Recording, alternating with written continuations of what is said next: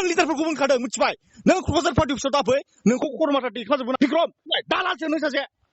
आं लिडारफोरखौ बुंबाय थादों बे खोथाखौ सोर नोंलाय सोर लिडार होननाय नों दालालसो आं जोंनि क'क्राझार डिस्ट्रिक्ट लिडारफोरखौ होनदों नोंखौबो आं मेसेज गोलाव गोलाव लिरनांगौ दां मिथिबाय बिक्रम नोंसोरो रायलायलाय आंनो मेसेज गोलाव गोलाव लिरना दोनहराखै बिक्रम नों सोर क'क्राझार दागाखा नोङो क'क्राझार जेनेबा क'क्राझार पार्टी अफिसाव आंनियाव बिदि दाहरलै फंबाय आंनियाव बिदि दाहर मावग्रा बेलाय नोंनो लाबोदों बेखौ मोनसेयाव सेमा जों ग्रासरुट लेभेलखौ मा मिथिगौ नोंलाय जों ग्रासरुट माबा मोजां रायलाय कास्टम दामोजों रायलाय बुरबक कास्टम दामोजों रायलाय दालाल जोब नोंसोर गासिबो दालाल जोब हेल' बिक्रम सार औ आं डेभिड क'क्राझार डिस्ट्रिक्टनि भाइस प्रेसिडेन्ट आं BSU नि औ आं नोंजों मोनसे खोथा रायलायनो माने खोनासंजोब आरो दे नो डाउट दुफाङा जयनिं जाबाय नोंसिनि थ्रुयै औ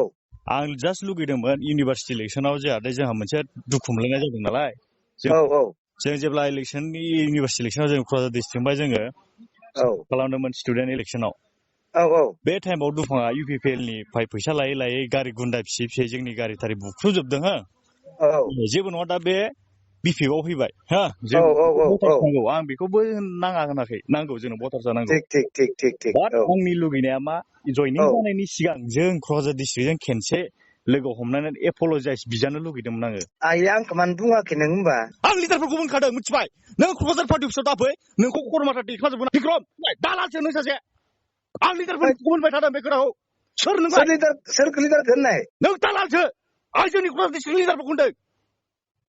नोंखौबो आं मेसेज गोलाव गोलाव लिरनांगौ दां मिथिबाय बिक्रम नोंसोरो रायलायलाय आंनो मेसेज गोलाव गोलाव लिरना दोनहराखै बिक्रम नों सोर क'क्राझार दागाखा नोङो क'क्राझार जेनेबा क'क्राझार पार्टी अफिसाव आंनियाव बिदि दाहरलै फंबाय आंनियाव बिदि दाहर मावग्रा बेलाय नोंनो लाबोदों बेखौ मोनसेयाव सेमा जों ग्रासरुट लेभेलखौ मा मिथिगौ नोंलाय जों ग्रासरुट माबा मोजां रायलाय कास्टम दामोजों रायलाय बुरबक कास्टम दामोजों रायलाय दालाल जोब नोंसोर गासिबो दालाल जोब नोंसोर फैनायखौ लुबैया होमबा फैनायखौ लुगैयो एपलजाइस लुगैदों नोंसोर मोजाङै रायलायलायबानो जायोना मा आं दिनै गोसो गाज्रिबा 200 जन लांनो हायो आं BJP UPPLआव मिथिबाय लांनो बिदि नङालै भाइ बिदि नङा बिदि खालामो नामा फंबाय बिदि खालामनाङा बे भइस रेकर्डिंआ भाइरेल जागोन बिक्रम लांनानै देखायनांगौ नामा हामा बिदि नोंसोर मानो बिदि सानदो बिसोरखौ लाना फैनोसो नांगौ एपलजाइस लुगैदोंमोन आं मानोथो आंखौ बुङाखै सिगाङावलाय बुंबानो जायोमोन ना मोजां लिरनानै हरखादों मेसेजखौ फरायफिन बिक्रम आं बिदि मेसेजआ थायालै नोंसोर आंखौ लोगो हमना मोजां बुंबानो जायो